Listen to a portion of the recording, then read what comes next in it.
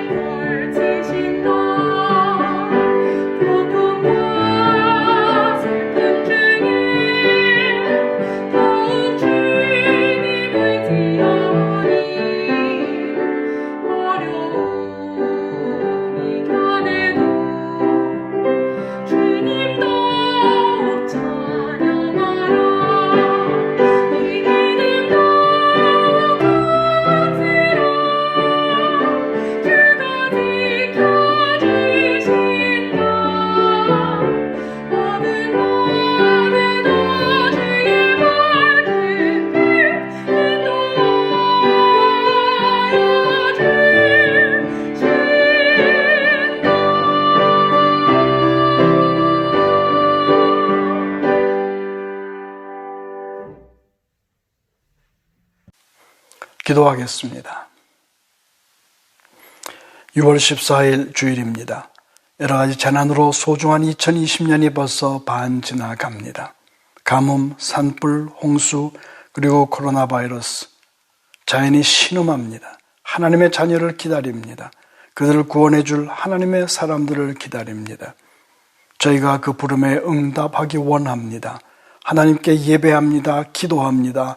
그래야 이 세상의 불의와 부패와 한숨을 해결할 수 있는 교회와 성도들 되게 하여 주옵소서.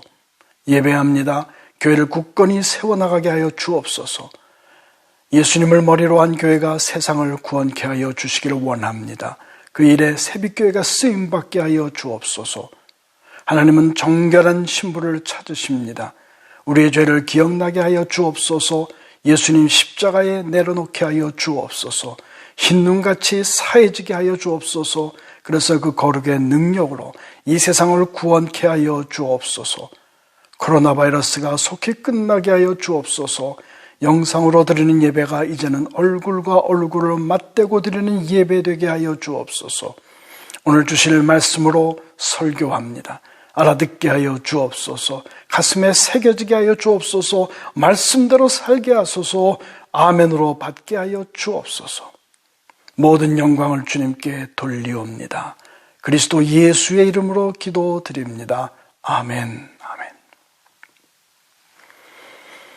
하나님의 말씀 읽겠습니다. 고린도후서 9장입니다. 1절에서부터 23절입니다. 새 번역으로 읽습니다. 내가 자유인이 아닙니까? 내가 사도가 아닙니까? 내가 우리 주 예수를 뵙지 못하였습니까? 여러분은 주님 안에서 내가 이래서 얻은 열매가 아닙니까? 다른 사람들에게는 내가 사도가 아닐지 몰라도 여러분에게는 내가 사도입니다. 여러분은 주님 안에서 나의 사도직을 보증하는 표입니다. 나를 비판하는 사람들에게 이렇게 답변합니다. 우리가 먹고 마실 권리가 없습니까? 우리에게는 다른 사도들이나 주님의 동생들이나 게바처럼 믿는 자매인 아내를 데리고 다닐 권리가 없단 말입니까? 나와 바나바에게만은 노동하지 않을 권리가 없단 말입니까? 자기 비용으로 군에 복무하는 사람이 어디에 있습니까? 포도원을 만들고 그 열매를 따먹지 않는 사람이 어디에 있습니까? 양떼를 치고 그 젖을 짜먹지 않는 사람이 어디에 있습니까? 내가 사람의 관례에만 의거하여 이런 말을 하는 줄 아십니까? 율법에도 이런 말이 있지 않습니까? 모세의 율법에 기록하기를 타작 일을 하는 소에게 망을 씌우지 말아라 하였습니다. 하나님께서 소를 걱정하신 것입니까? 그렇지 않으면 우리 모두를 위하여 말씀하신 것입니까? 그것은 우리를 위하여 하신 말씀입니다. 밭을 가는 사람은 마땅히 희망을 가지고서 밭을 갈고 타작을 하는 사람은 한 몫을 얻으리라는 희망을 가지고 그 일을 합니다.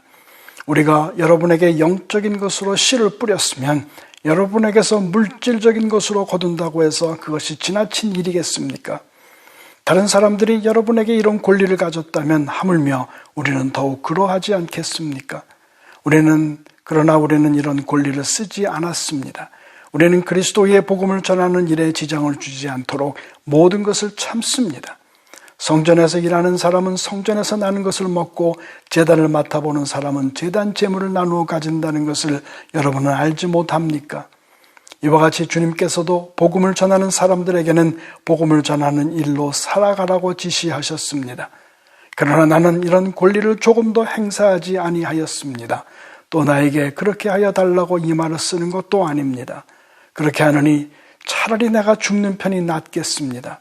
아무도 나의 이 자랑거리를 헛되게 하지 못할 것입니다. 내가 복음을 전할지라도 그것이 나에게 자랑거리가 될 수 없습니다. 나는 어쩔 수 없이 그것을 해야만 합니다. 내가 복음을 전하지 않으면 나에게 화가 미칠 것입니다. 내가 자진해서 이 일을 하면 삭슬 받을 것입니다. 그러나 내가 마지못해서 하면 직무를 따라 한 것입니다. 그리하면 내가 받을 삭은 무엇이겠습니까? 그것은 내가 복음을 전할 때에 값없이 전하고 복음을 전하는 데에 따르는 나의 권리를 이용하지 않는다는 그 사실입니다. 나는 어느 누구에게도 얽매이지 않는 자유로운 몸이지만 많은 사람을 얻으려고 스스로 모든 사람의 종이 되었습니다. 유대 사람들에게는 유대 사람을 얻으려고 유대 사람같이 되었습니다. 율법 아래에 있는 사람들에게는 내가 율법 아래에 있지 않으면서도 율법 아래에 있는 사람을 얻으려고 율법 아래에 있는 사람같이 되었습니다. 율법이 없는 사람들에게는 내가 하나님의 율법이 없이 사는 사람이 아니라 그리스도의 율법 안에서 사는 사람이지만 율법 없이 사는 사람들을 얻으려고 율법 없이 사는 사람같이 되었습니다. 믿음이 약한 사람들에게는 약한 사람들을 얻으려고 약한 사람이 되었습니다. 나는 모든 종류의 사람에게 모든 것이 다 되었습니다. 그것은 내가 어떻게 해서든지 그들 가운데서 몇 사람이라도 구원하려는 것입니다. 나는 복음을 위하여 이 모든 일을 하고 있습니다. 그것은 내가 복음의 복에 동참하기 위함입니다. 오늘 말씀을 통해서 하나님께서 저희들에게 위대한 복을 내려와 주시기를 원합니다. 이 시대를 보면 최고의 인기를 누리는 사람들이 많습니다. 일종의 스타들입니다. BTS 같은 그룹들이 있고 배우, 가수, 정치인, 또 학자나 기타 많은 스타들이 있습니다.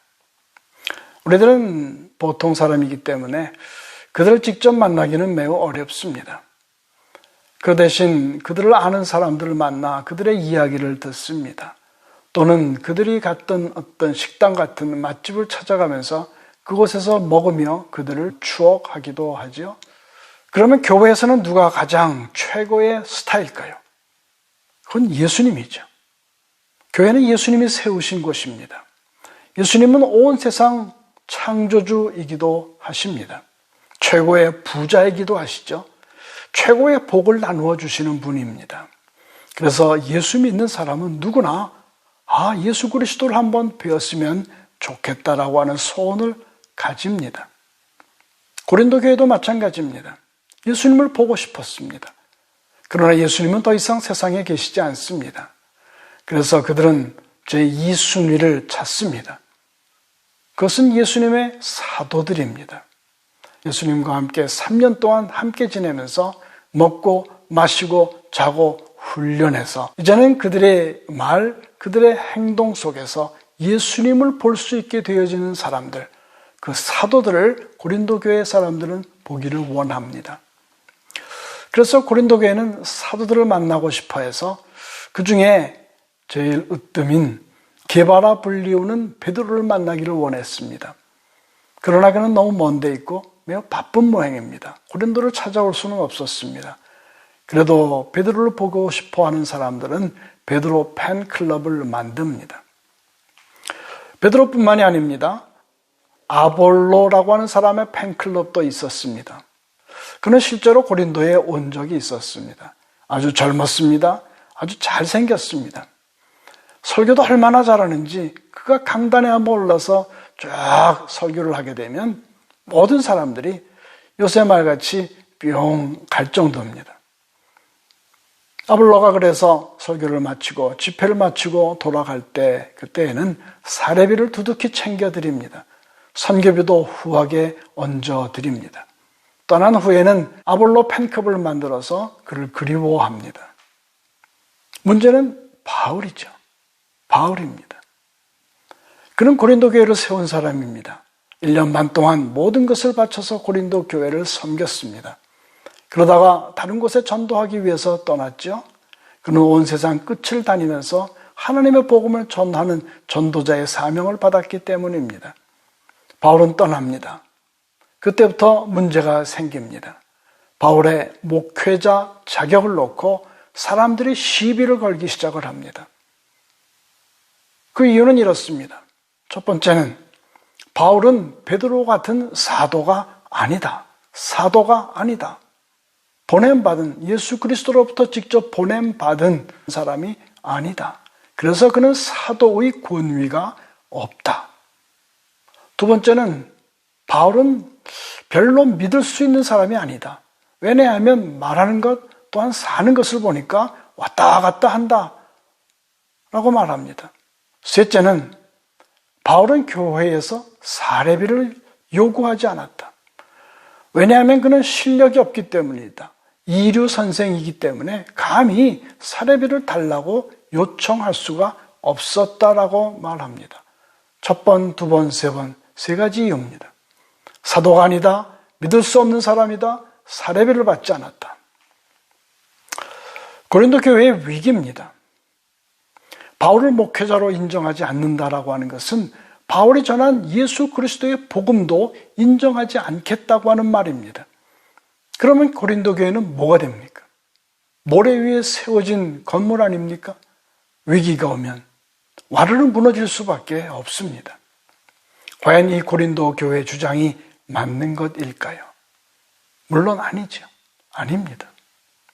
사도 바울은 거기에 대해서 강하게 자신을 변호하기 위해서 말합니다. 그것이 9장 1절서부터 시작되는 말입니다. 한번 보십시오. 내가 자유인이 아니냐, 사도가 아니냐, 예수 우리 주를 보지 못했느냐, 주 안에서 행한 나의 일이 너희가 아니냐라고 말합니다. 하나씩 살펴보죠. 첫 번째는 나는 자유인이다. 자유인이다. 앞에 8장을 보게 되면 우상에게 바쳐졌던 제물을 먹어야 하는가 말아야 하는가라고 하는 질문이 나옵니다. 어떤 사람은 먹어도 된다라고 말합니다. 먹어도 된다. 왜냐하면 우상은 아무것도 아니기 때문이다. 그냥 돌과 나무로 만든 것뿐이야. 먹어도 돼. 근데 어떤 사람들은 나는 못 먹겠어요. 못 먹겠어요. 마음에 꺼리낌이 있습니다. 바울은 이 두 사람 사이에서 이렇게 말하죠. 그렇습니다. 첫 번째 말한 사람도 맞습니다. 우상에게 바쳐진 음식 먹어도 됩니다. 우상은 아무것도 아니기 때문입니다. 한국어로 치면 조상에게 제사 지내고 물린 음식을 말합니다. 당연히 먹어도 됩니다. 죽은 조상의 귀신이 이 세상을 돌아다니는 일은 없기 때문입니다. 그러면서 바울은 또한 말합니다. 나는 모든 것을 먹을 수 있는 자유가 있는데, 그러나 내가 그 재물을, 그 음식을 먹는 것을 보고 어떤 사람이 시험에 든다라고 했을 때 나는 과감히 그것을 안 먹겠습니다. 그러므로 여러분들도 알아서 하십시오. 당신의 신앙 양심에 따라서 알아서 하십시오. 먹어도 되고 안 먹어도 됩니다. 또 이런 말도 하죠. 유대인 출신 그리스도인들은 할례를 중요시 여기죠. 그러나 그리스에 사는 그리스도인들은 할례를 받으려 하지 않습니다. 그런 상황 속에서 바울은 말합니다. 좋습니다. 할례는 받아도 되고 안 받아도 됩니다. 할례 받는 것이 구원과는 상관없는 일이기 때문에 그렇습니다. 그러면서 바울은 강조하죠. 나는 이렇게 모든 것에 자유롭습니다. 먹어도 좋고 안 먹어도 좋습니다. 해도 좋고 안 해도 좋습니다. 그러나 그렇게 사는 나를 보고 시험에 드는 사람이 있다면 나는 기꺼이 나의 자유를 제한할 것입니다. 그런 나를 보고 왔다 갔다 한다, 믿을 수 없다, 자유인이 아니다라고 말할 수 있겠습니까? 아닙니다. 나는 나를 구원하신 예수 그리스도 안에서 자유인입니다. 그렇게 말합니다. 두 번째는 사도 문제입니다. 나는 사도입니다 라고 말하죠. 사도는 두 종류가 있습니다. 첫 번째는 예수님 살아계실 때 예수님이 직접 부르신 사도 베드로를 포함해서 12명입니다. 또한 예수님 죽으시고 부활하신 후에 부르신 사도가 또 한 사람이 있습니다. 그게 바로 바울입니다. 바울도 예수 그리스도를 만났습니다. 예수 그리스도를 봤습니다. 빛 가운데 나타나신 그리스도 예수를 보았는데 그 예수께서는 바울을 불러서 이렇게 말씀합니다. 너는 이방인을 위한 사도가 되어라. 이방인의 사도로 내가 너를 보낸다. 사도행전 26장을 보십시오. 16절입니다. 일어나 너희 발로 서라. 내가 네게 나타난 것은 곧 네가 나를 본 일과 장차 내가 네게 나타날 일에 너로 종과 증인을 삼으려 함이니. 아나니아를 통해서 그 사명을 받은 바울은 너무나도 기뻐서 다음과 같이 말합니다. 사도행전 20장 24절입니다. 내가 달려갈 길과 주 예수께 받은 사명 곧 하나님의 은혜의 복음을 증언하는 일을 마치려 하면은 나의 생명조차 조금 더 귀한 것으로 여기지 아니하노라. 바울의 말입니다. 그러면서 외치지요. 이래도 내가 사도가 아니란 말이냐. 세 번째입니다. 고린도 교인들에게 간단하게 외치죠. 고린도 교인들이요. 무엇보다도 당신들이 내 사역의 열매가 아닙니까? 당신들이 누구 때문에 예수를 믿었습니까? 당신들이 누구 때문에 교회로 모이게 되었습니까? 나 바울 때문이 아닙니까? 그런데 이제 내가 없다고 서로 싸우더니 이제는 쓸모없는 자라고 나를 버리려 합니까? 라고 그들에게 질문하고 있습니다. 결론을 내리죠. 첫 번째는 바울의 자유입니다. 바울의 자유. 바울은 고린도 교회를 섬기면서 사례비를 받지 않았습니다. 교인들 중 일부는 그 일을 가지고 이상한 말을 하죠. 바울은 사도가 아니라서 그래. 실력도 없고 권위도 없어서 사례비를 요구하지 못하는 거예요. 물론 절대 아닙니다. 바울만큼 실력 있는 사람은 없습니다. 그는 그 시대의 최고 중에 최고입니다. 그럼에도 그가 사례비를 받지 않았다고 하는 것은 스스로 그렇게 하기로 작정했기 때문입니다. 바울의 자유입니다. 물론 그렇다고 해서 다른 목회자들이 사례 없이 일하라고 하는 것 절대 아닙니다. 바울의 다음 말을 한번 들어보십시오. 13절, 14절입니다. 성전에서 일하는 사람은 성전에서 나는 것을 먹고 제단을 맡아보는 사람은 제단 제물을 나누어 가진다는 것을 여러분은 알지 못합니까? 이와 같이 주님께서도 복음을 전하는 사람들에게는 복음을 전하는 일로 살아가라고 지시하셨습니다. 주의 일을 하는 사람은 마땅히 교회에서 필요한 것을 공급하는 것이 맞습니다. 그래서 두 번째입니다. 교인의 의무입니다. 교회의 교인은 교회를 섬기는 사역자의 생활을 책임질 의무가 있습니다. 또한 교회에 행하는 봉사, 전도, 선교, 사역을 뒷받침해야 할 책임도 있습니다. 그래서 교회에 헌금을 합니다. 헌금하여 교회의 재정을 책임집니다. 여러분께 감사드리는 것은 저희 교회가 잡키퍼, 정부 보조금을 받지 않고 있다고 하는 사실입니다. 정부는 160만 명에게 잡키퍼 보조를 지불하고 있습니다. 작년과 비교해서 일반 기업은 매출이 30% 떨어지고 교회는 15% 수입이 떨어질 경우에 잡키퍼로 지원합니다. 그러나 저희 교회는 작년과 비교하여 많이 떨어지지 않았습니다. 90% 이상이 됩니다. 어려운 가운데에 힘을 다하여 헌금해 주시느라 수고하셨습니다. 코로나 바이러스 같은 위기가 닥쳐도 전혀 흔들리지 않는 교회, 그것은 바로 주님의 교회이며 여러분의 교회입니다. 그러나 좀 더 힘을 내십시오.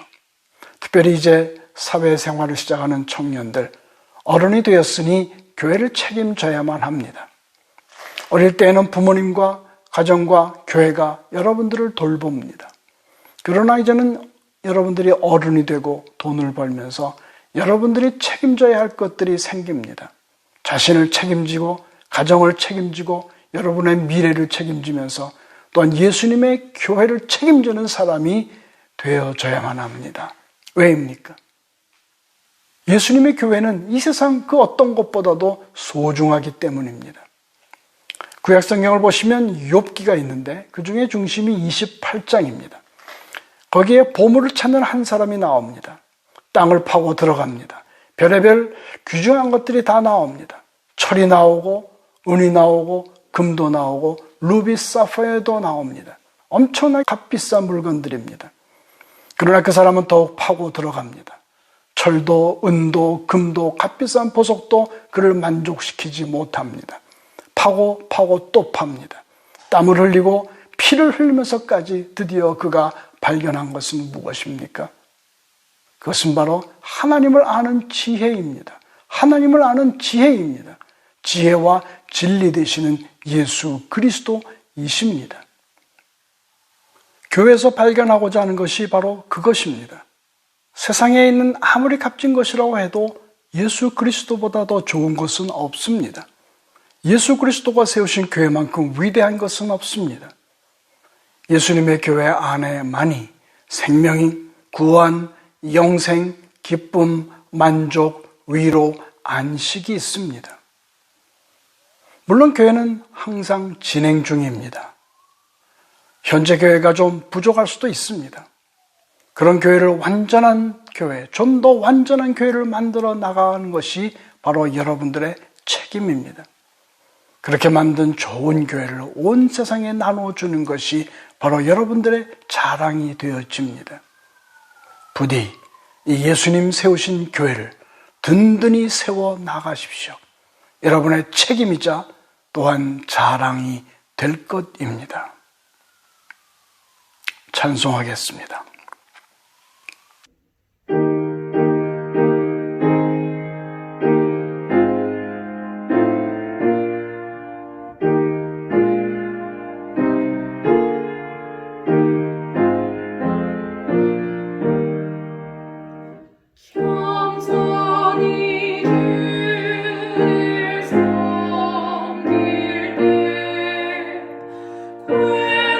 외로운 일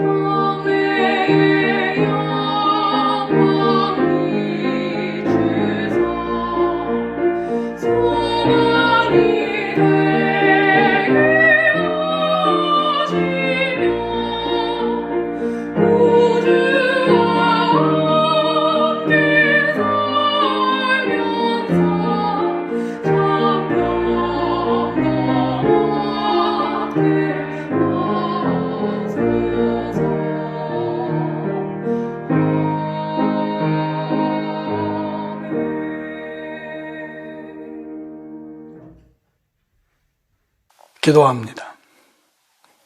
고맙습니다. 여호와 하나님, 예배를 하나님 앞에 올려 드렸습니다. 예배를 받아 주시옵소서. 말씀을 들었습니다. 말씀대로 살게 하여 주옵소서. 고린도 교회가 위기를 만났습니다. 그러나 바울은 편지를 보내어 그들을 다시 한번 위로하고 질책하며 바른 길로 인도하고 있습니다. 하나님의 말씀 위에 서야만 합니다. 저희 교회가 바로 그런 교회가 되어지기를 원합니다. 오직 주 예수 그리스도의 능력이 우리와 함께 하시고 진리의 말씀, 진리의 예수 그리스도가 함께하는 교회가 되게 하여 주시기를 원합니다. 그래야 이 시대를 구원하고 이 시대를 새롭게 하는 위대한 주님의 백성들이 저희의 교회에서 나오게 하여 주시기를 간절히 빌고 원합니다. 성도들에게 힘을 주옵소서. 저희 젊은이들에게 진리의 귀한 은혜를 내리워 주시기를 원합니다. 그들이 하는 일들을 통해서 하나님께 영광이요 또한 교회를 든든히 세워나갈 수 있는 능력자들이 되어지게 하여 주시기를 간절히 빌고 원합니다.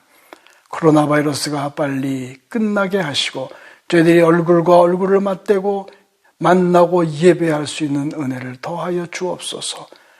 여전히 많은 사람들이 고통을 당하고 있습니다. 아버지 하나님, 그들을 불쌍히 여겨 주옵소서. 아버지 하나님, 호주도 구원하여 주옵소서. 한국을 구원하여 주옵소서. 이 시대를 새롭게 하시고 주님의 교회가 다시 한번 부흥하고 넘치는 은혜 가운데 온 세상에 복음의 귀한 횃불을 들을 수 있도록 은총을 더하여 주시기를 원합니다.